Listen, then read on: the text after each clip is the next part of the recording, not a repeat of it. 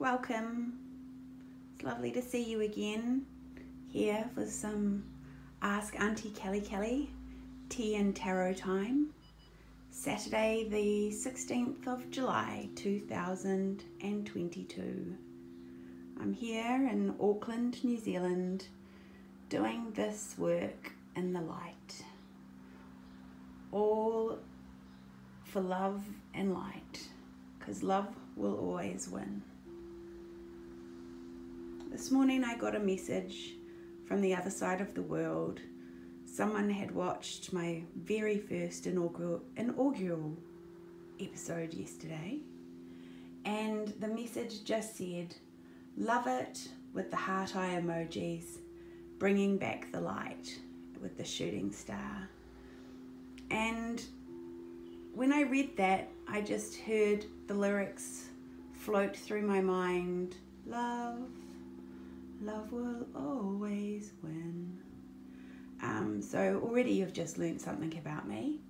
There's a reason I am not an internationally famous, recognisable singer.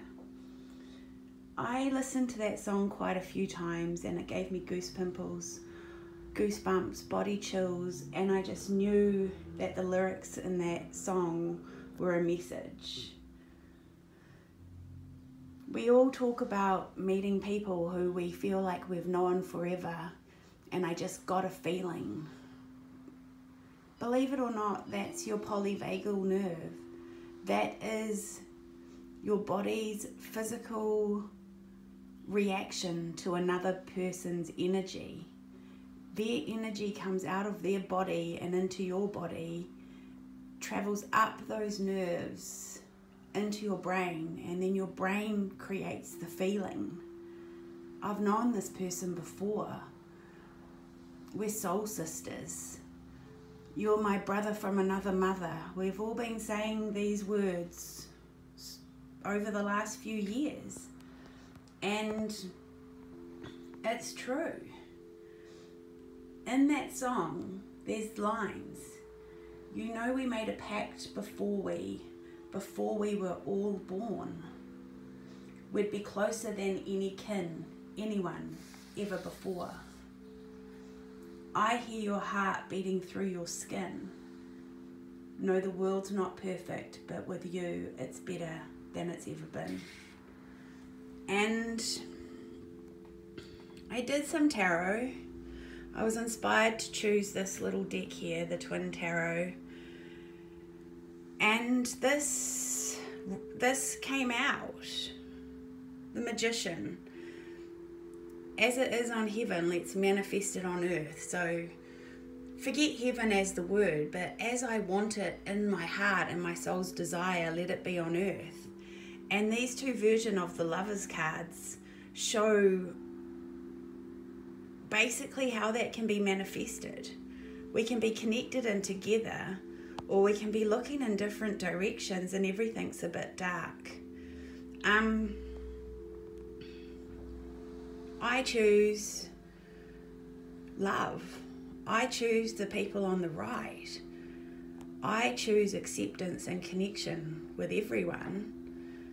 And to do that, I have to admit that I have been wrong quite a few times in the past. Before my last card, I just wanted to share with you before we get into our actual reading of the day, this is the other version of the Magician. So for me, this is love and this is fear. And I do not consent to my life being created on earth with a fear vibration. So the reading I'm going to do for us today is what is it that makes it hard for a person to admit that they were wrong? I've got my little cheat sheet over here, the Kachina knife. Oh, and a lot of sunshine on that one. Is good for direct questions. So I've got my little cheat sheet there, and that is my direct question. What makes it so hard for people to admit that they were wrong. So, okay. Right, budget equipment, as you can tell. So that's the archetype of the person.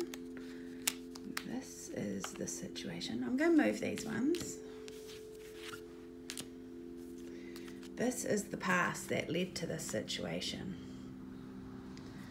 And this is the situation, how it exists. We then move into the outcome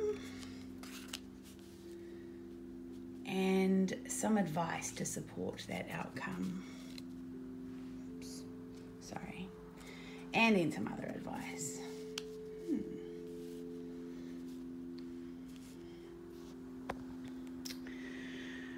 So what am I seeing in this reading?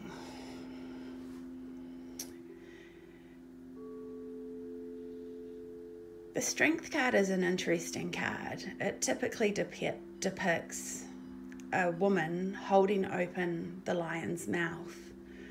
And everyone assumes that the strength is in the lady who is brave enough to hold open the lion's mouth. There's actually a deeper strength going on, and it's the lion's natural instinct and desire to eat that woman, just chew her up and spit her out.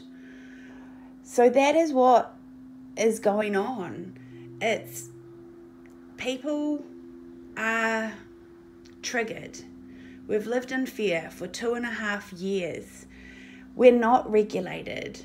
Our vagal nerves are completely out of whack, and I don't know very many people who aren't in a constant state of flight or fight. So that is what's going on at the moment, is no one's calm enough to actually take a deep breath and look at if they were or weren't wrong. And that's why we have the Four of Pentacles about the situation, is everyone is just holding on so tight to everything that they said they believed and thought over the last 2 years, 3 years. And for myself, that then triples back to the last 46 or 47 years of my conscious memory of thinking. The situation now, how it exists, the atmosphere between us, is this Four of Swords energy. I think people, in their own little way, are gently having some new thoughts and some new feelings. It does sometimes feel like there are swords coming at you, but if the insight comes from inside, then it can't be wrong. Follow your heart. The past that led us to this. Wow. This cup just says it all. Our physical and material worlds have been cold and scary and miserable for the last 2.5 years. And that is what's led to this situation. People taking stands and positions and not feeling able to say that they are wrong. So what's the outcome for this? The outcome is the Seven of Swords. I think that means a lot of people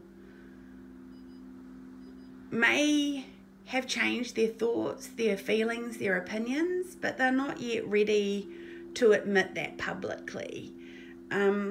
Saying you're wrong is a very, very hard thing to do, and quite often, instead of anyone giving you praise and credit for saying you were wrong, you get shamed and ridiculed for your prior thoughts, beliefs, growth, that point of your life. You'll get, that. So, yes. What is the advice that we can give to help people who are struggling with finding the words to say, I've changed my mind. I think initially, talk to people who you know are safe. I think that's all I've got for you today. Talk to people who you know you feel safe with, that you will be seen, what you truly think and truly mean. And I just want to leave this with you. My final I do not comply for today is I've been watching a few people arguing about what is a life and at what point can a life not be a life. And for me, I want to rise above all of that debate and just say, I do not consent to children and babies being killed. And I'd like to leave that with you here. Have a good day.